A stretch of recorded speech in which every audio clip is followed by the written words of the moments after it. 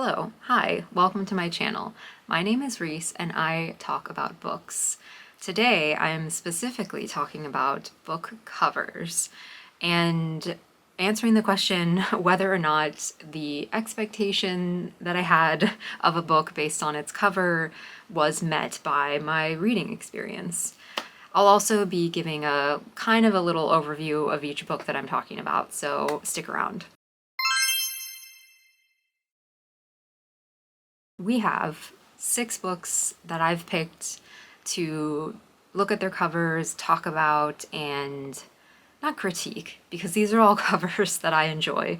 But context for this, so I am a graphic designer. I went to school for graphic design many years ago, and when I graduated and was first entering out into the workforce, I thought it would be so cool to design book covers. I think it's such a great little compact assignment. You have a story, you have to communicate certain things about that story in the cover. There's only so much real estate, there's constraints, so how creative can you be? There's also, I like the idea of you have input of the author, the publisher. There's all these different voices that you have to think about. Of course, also the audience, your target reader. I'm getting too into the weeds about design. That's another video. Anyways, let's begin. Starting with Mrs. Caliban by Rachel Ingalls. This is the story of a woman, Mrs. Caliban, who is living in the suburbs, and she overhears on the radio one day that a mysterious creature has escaped from an institute of oceanographic research.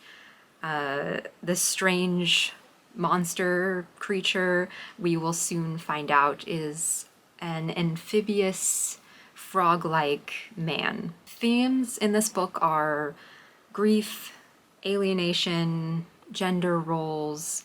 This was written in the early 80s, or published in the early 80s, and it's been compared to like B horror movies, Beauty and the Beast, even David Lynch films.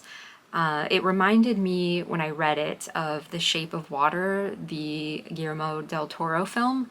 And yeah, I wouldn't say like horror is probably not a good word. It's more like surreal and eerie than horror.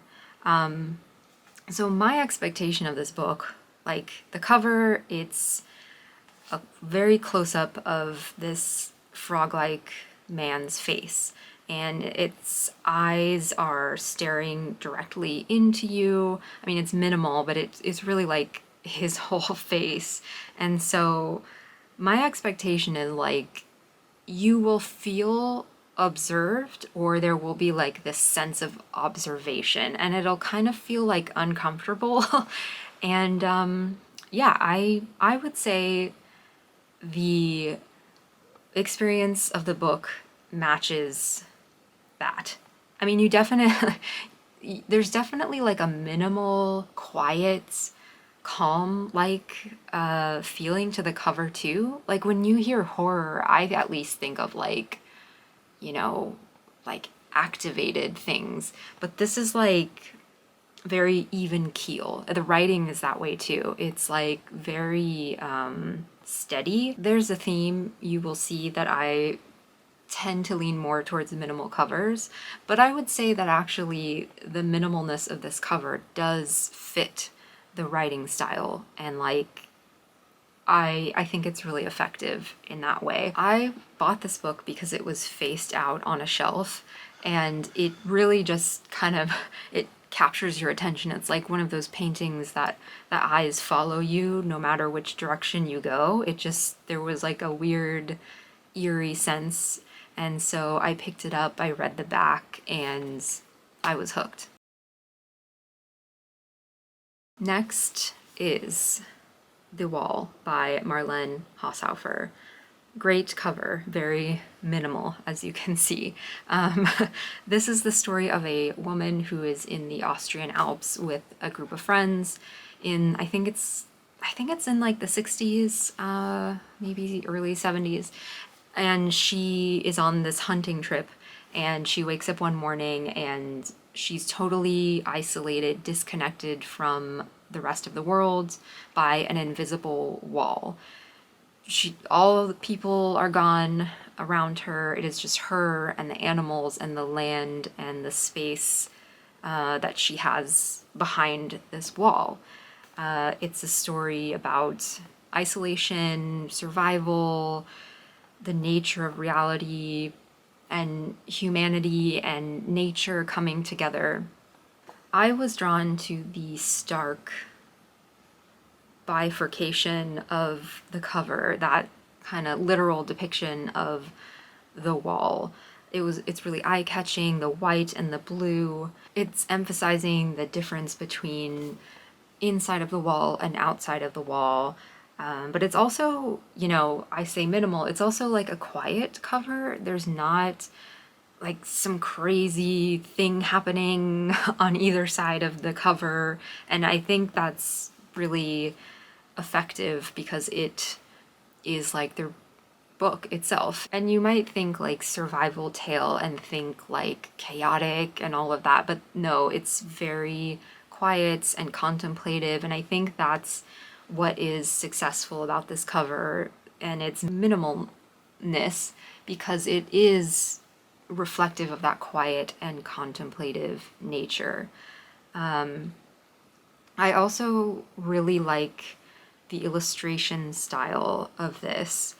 It looks like a landscape painting. It's not photorealistic. It has that like beautiful appreciation of scenery and nature that you had in those famous landscape paintings of a certain time period that I don't know off the top of my head, but so yes, the expectation the cover gave me of this book was definitely met by my reading experience. Looking at it too, it's also interesting that like 70% of the cover is this blue empty sky, and I think that's a great choice because a lot of this book, yes, it's about nature and there are animals and, a lot of the tasks that she has to do while she's surviving and growing food and all of this stuff.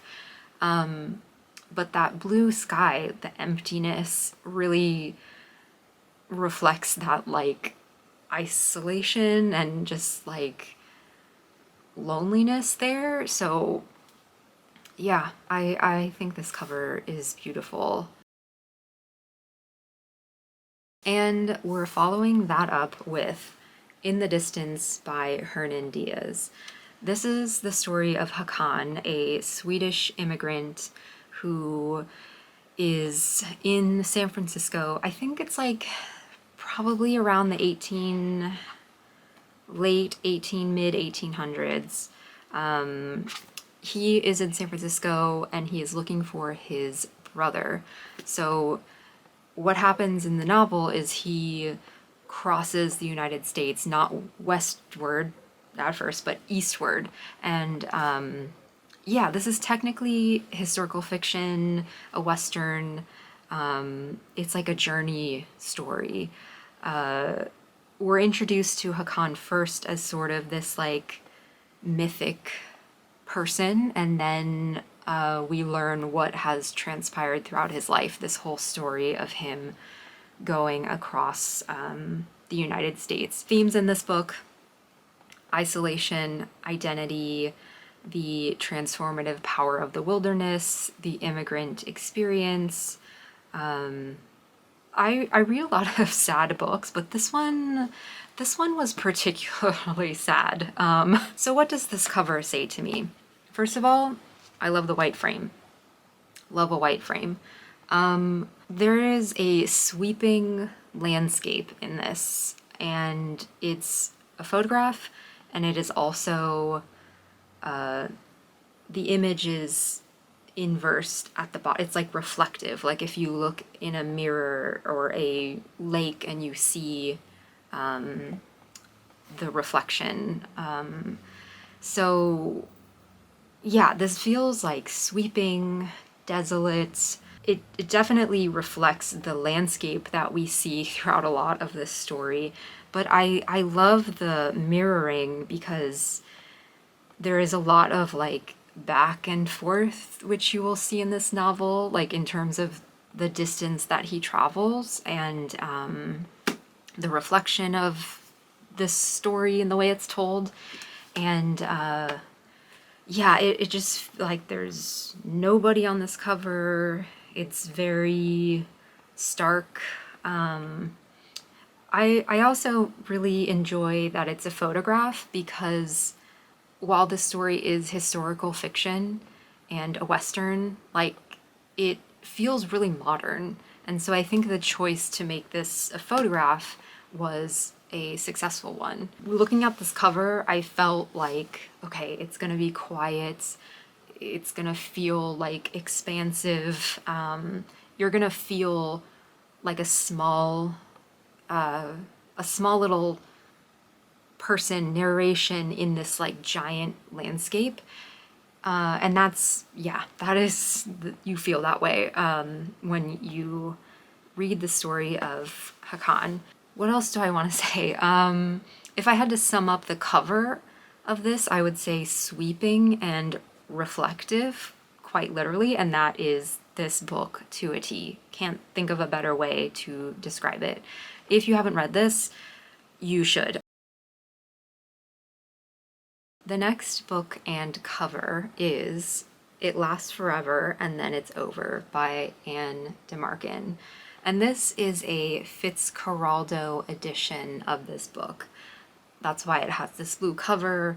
I will chat more about it. But first, so I haven't read this book, but I found out about it because it was on a list of books that are similar in vibe and topic to I Who Have Never Known Men by Jacqueline Hartman, which was one of my favorite books that I read last year.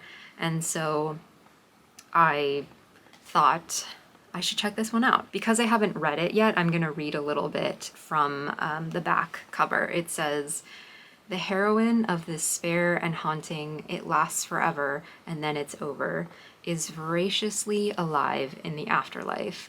Adrift yet keenly aware, she notes every bizarre detail of her new reality. And even if she has forgotten her name and much of what connects her to humanity, she remembers with an implacable and nearly unbearable longing the place where she knew herself and was known, where she loved and was loved." It's also described as one of the sharpest and funniest novels of recent years, which for me is generally a good sign that I will enjoy it. A little bit more about the cover. It's from an independent publisher who focuses on ambitious, imaginative, and innovative writing, both in translation and the English language. So fiction, essays, and some classics.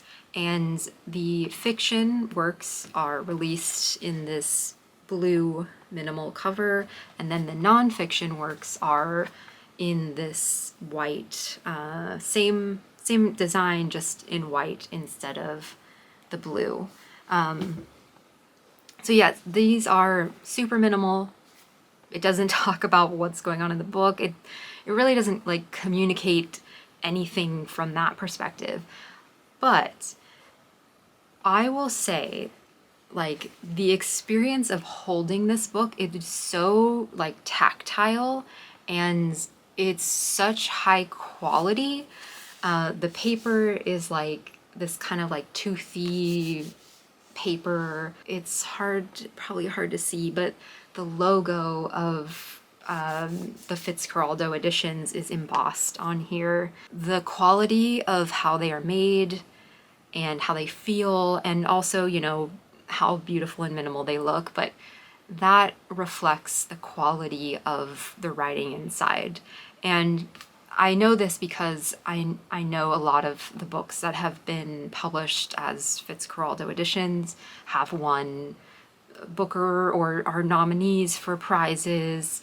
In a sea of book covers that are vying for your attention with different colors, typography, images, illustration, I think what's successful about these covers is their minimalness and their restraint, and then also the choice to focus on just the tactile quality of it. I probably said the word tactile like 5,000 times in this, but yeah, if you have a chance to see one of these in real life, to hold one, to read from one, you'll understand because they are high quality. And I think in a world where the value of print is being questioned in a way, you know, in our digital age, I'd say a publisher and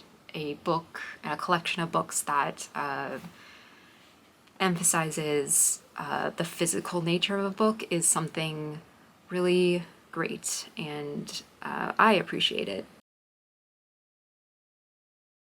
All right, now it is time for the only controversial opinion I will be sharing in this video, I think, at least. And that is Normal People by Sally Rooney. I really enjoy this book cover, but I did not really enjoy the book. Yeah, so let's just get that out of the way. I don't really understand the intense hype around Sally Rooney. She's fine. This book was fine. I didn't like the ending, so there's that.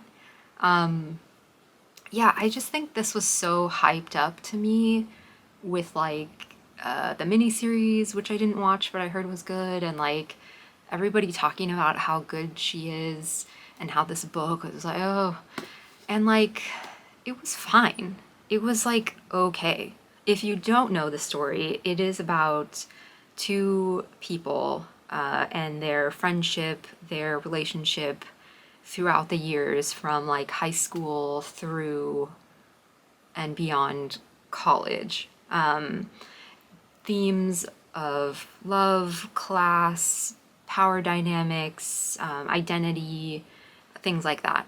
Anyways, I sought out this cover. This is the UK cover. I sought out that version of this book versus the US edition because I think the UK edition is so much better. You know, they have similar typography, but I think the UK edition is like more minimal, and it has this very cute illustration of the two main characters locked in this embrace in a tinned fish can. And what does this cover say? I mean, the two of them kind of like intertwined together in that can. It's like, you know, they're packed in like sardines together, kind of like almost uncomfortably close. And so in that regard, yes, this cover does reflect the story, and you know, it definitely gives off that vibe. They're kind of like in a relationship that is like, you know, it flip-flops, we'll say. You don't come to me for a review of this book because I can't give a unbiased one. Well, none of my reviews are really unbiased, but I probably wouldn't give it a fair review. So ultimately, the cover, the UK cover, is better than the book, in my opinion. It feels like a gig poster for like an early 2000s indie twee band that I would have been into and probably still listen to now. Belle and Sebastian, maybe. Yeah.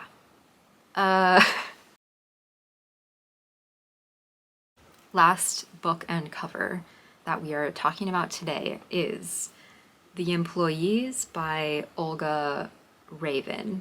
I hope I'm saying that right. You may be able to tell by now, I love a white frame on a book cover. Shout out to Rachel Cusk Books.